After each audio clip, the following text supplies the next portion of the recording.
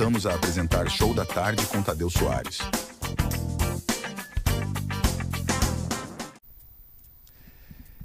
Estamos aqui no Show da Tarde com Tadeu Soares. É uma alegria, uma honra muito grande estar com vocês. E hoje eu recebo um convidado muito especial, o Dr. Carlos Pinto da Luz, que ele é especialista em Direito Criminal e está oferecendo um curso lá em Rio do Sul. Ele vai já nos falar a respeito disso, porque ele também está fazendo um mestrado, trabalha com investigação criminal, advogado criminalista de mão cheia, colega da nossa OAB aqui de Santa Catarina, e é um prazer muito grande estar com o doutor Carlos Pinto da Luz, e já aproveito para mandar um abraço para o seu querido amigo e parente Rodolfo Pinto da Luz, que foi meu reitor, meu colega. Tínhamos os escaninhos do lado, porque eu sou Rogério Portanova, ele era Rodolfo Pinto da Luz, e uma pessoa maravilhosa, fez história na nossa educação e na nossa cidade. Seja bem-vindo, doutor Carlos Pinto da Luz. Conte um pouquinho da sua história e do seu curso lá em Rio do Sul. Boa tarde a todos, agradeço o convite. É sempre uma honra atender o chamado do Tadeu, e nós já somos amigos aí há uns 15 anos. E sempre que posso, eu venho. Eu sou advogado, completo mês que vem 26 anos de formado. Desses 26 anos, mais de 15 foi só no lecionar em curso superior, né? E aí a gente vem trabalhando. Eu sempre fui da área criminal. A área que eu atuo, é a área que eu leciono, sempre foi, mas no nosso escritório não dá para a gente escolher cliente, né? Já diz o ditado, quem escolhe cliente ou é mentiroso ou realmente, né, não sabe o que faz. Lá no escritório, os profissionais, nós temos todo um leque de ações, né? Responsabilidade civil, a própria área do direito médico, que eu advogo bastante, né? E parte civil geral, alguma coisa de trabalhista, mas daí é com os advogados associados, e a área criminal fica para mim. Nesse tempo, eu tive a oportunidade de escrever 3 obras, uma sobre Tribunal do Júri, que foi um primeiro mestrado que eu fiz, depois as outras 2 são sobre investigação defensiva, que é a resolução do Conselho Federal da OAB, e que está aí para participar na reforma do Código de Processo, que ainda não passou, né? Então eu escrevi 2 obras, a investigação defensiva dentro do inquérito policial, e escrevi a segunda, a investigação defensiva na prática, né? Agora já estou terminando, acredito que é mais 1, 2 meses a gente já consegue lançar. Nós vamos trabalhar com cadeia de custódia, né? Eu e o Dr. Rosandro, para nós terminarmos a trilogia da investigação defensiva, para eu daí voltar para a regra geral, e aí já tem outras coisas já para entregar, execução penal, outras coisinhas. A investigação defensiva, que me parece ser uma tese bastante contemporânea e que dá uma agilidade para o próprio processo, você falou que agora está em vias de se consolidar no inquérito. Ela viria a fazer parte do Código de Processo Penal ou do Código Penal? Ela participaria do Código de Processo, né? Esse é o projeto da reforma. A investigação defensiva ela já é feita em todos os ramos de direito, direito do trabalho, direito de família e tal. Só que para o direito criminal nós tínhamos uma propriedade do Estado em produção. Agora não mais, agora eu posso participar. Então é prova sim, é perícia sim, e se o Estado quiser impugnar, quiser participar, também pode. Mas é feito exclusivamente pelo advogado, né? Então eu posso produzir, não é um inquérito. Me perguntaram na Cadepol uma vez que eu estava lá, mas é um outro inquérito. Não, não é um outro inquérito. São provas produzidas pelo advogado. Então eu tenho coleta de depoimentos, eu tenho laudos periciais, perícia de local de crime, de artefatos, tudo, certo? E eu posso ir atrás. Eu só não tenho o poder de polícia que eles têm, mas eu posso produzir. Então lhe facilita porque... Vamos falar, inclusive é a tese do meu mestrado.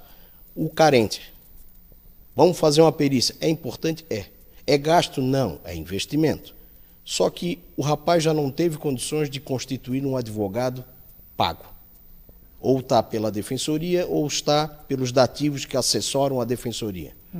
Como é que eu vou fazer uma perícia de 5, 10 mil reais? Não tem como.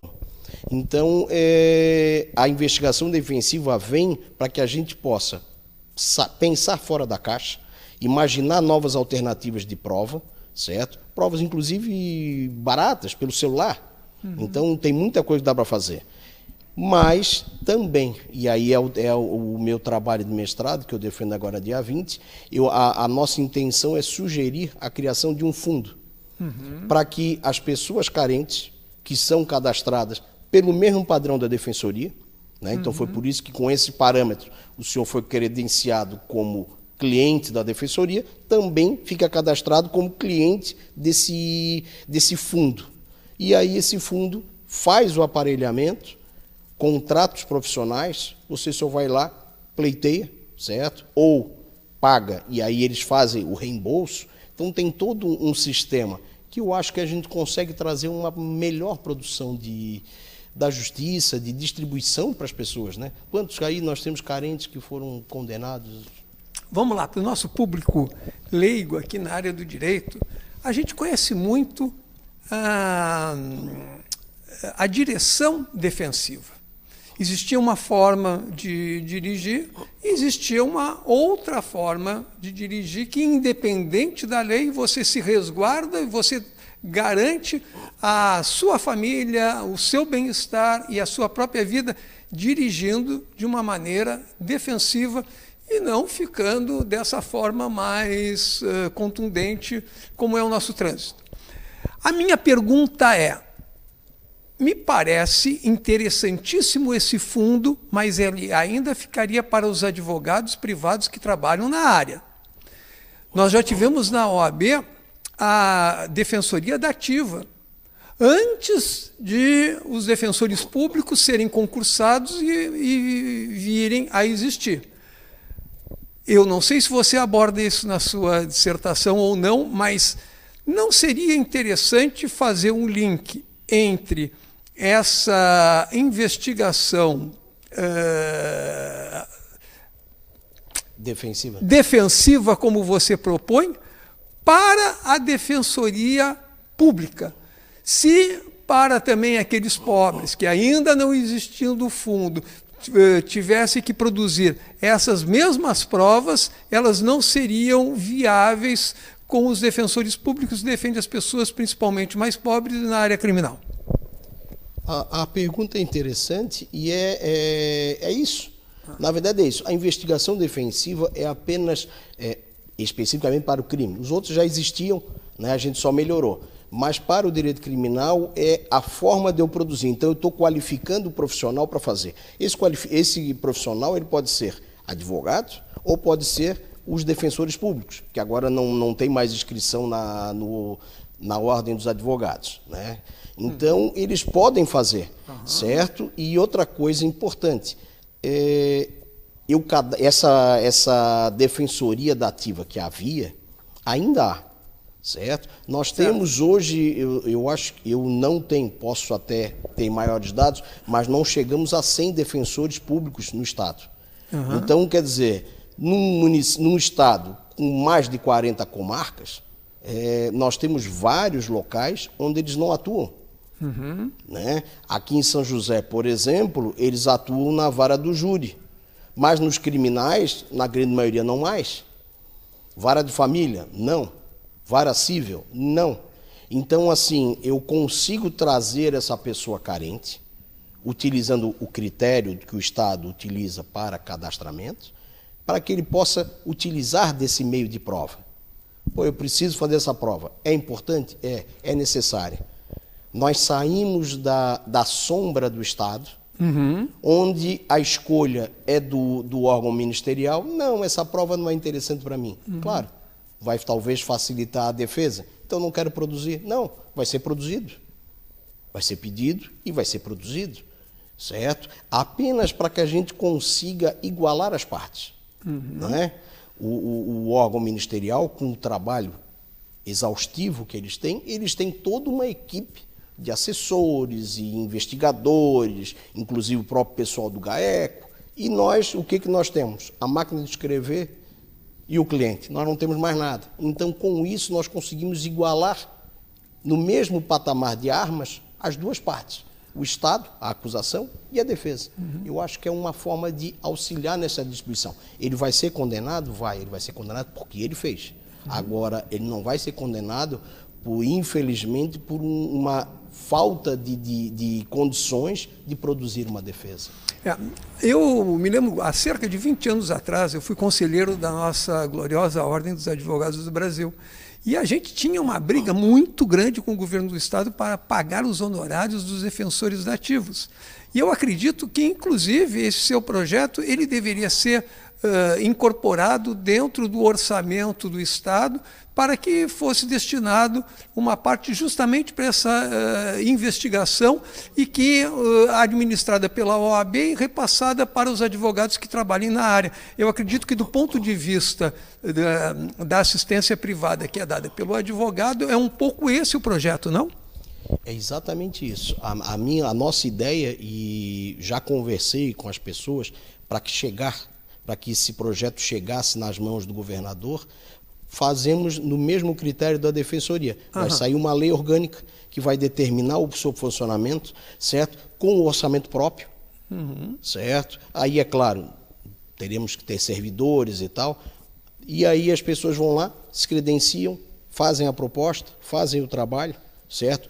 É um trabalho monocrático, ele vai ter que fazer todas a sequência da monografia para apresentar o resultado. Está aqui o resultado, está aqui o pagamento. E aí a gente usa na prova do que achar melhor.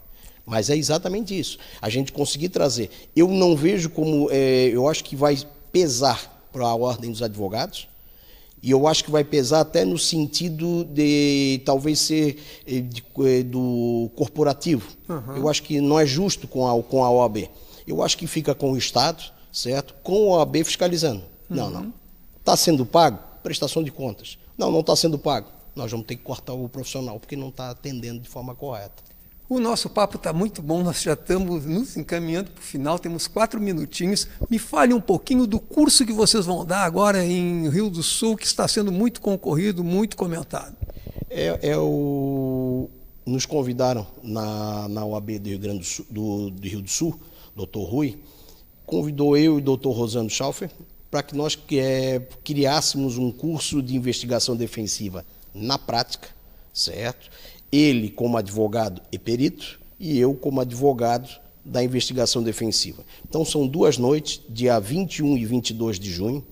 Nós começamos no dia 21, tardezinha e noite, e no dia 22 o dia todo, onde nós vamos tratar toda a estrutura da investigação, nós vamos criar o projeto de investigação, é o único que tem no Estado, que fui eu que escrevi, que tem no Estado não, que tem no Brasil, fui eu que escrevi, e dali apresentar aos profissionais como fazer e o que fazer. Inclusive na prática, nós vamos ter cadeia de custódia, nós vamos ter local de crime, vai ser bem legal. Convido a todos.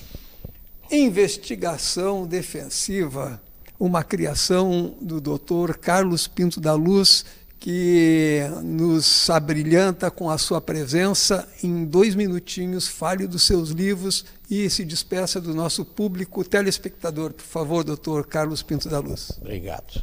Eu tive a oportunidade de escrever 3 obras, uma sobre o Tribunal do Júri, o corpo de sentença, e 2 sobre investigação defensiva. A investigação defensiva no inquérito e a investigação defensiva na prática. A do inquérito já está praticamente esgotada. Eu tenho que fazer a nova edição, já com as alterações, e a segunda ainda nós temos ainda a divulgação. São obras bem interessantes, a segunda mesmo com modelos, com maquetes, como fazer, com quem falar. Tu quer dizer, poxa, vou começar, não sei onde é que vou. Não, tem uma lista de peritos. Como é que eu faço? Tem o protocolo criado por mim para como fazer. Então é um livro bastante prático. Eu agradeço demais a presença do Dr. Carlos Pinto da Luz e lembrando que o tema que nós trabalhamos aqui, investigação defensiva, ela é, na realidade, os instrumentos necessários para a sua defesa. Isso dá uma condição melhor para a cidadania. E esse é o papel do advogado. O advogado trabalha em defesa da cidadania, em defesa daquelas pessoas que vão buscar os seus direitos. E esse é mais um instrumento na área penal que eu tenho certeza vai facilitar a vida desses profissionais, mas, sobretudo, vai facilitar a sua vida, que muitas vezes não tem acesso a uma perícia, não consegue pagar por ela e, ao mesmo tempo, acaba sendo cometida uma injustiça. É por isso que nós, conforme a Constituição, fizemos parte também da administração da Justiça, e eu aproveito aqui com o Dr. Carlos Pinto da Luz para mandar um grande abraço para todos os advogados aqui de Santa Catarina, para a nossa gloriosa OAB, e que a luta pelo direito seja uma luta da qual nós venhamos empunhar as nossas bandeiras, e o Dr. Carlos Pinto da Luz colocou uma estaca importantíssima na cidadania, que é a investigação defensiva. Agradeço muito a sua presença, agradeço os nossos telespectadores, iremos para um breve intervalo comercial e o Show da Tarde volta já.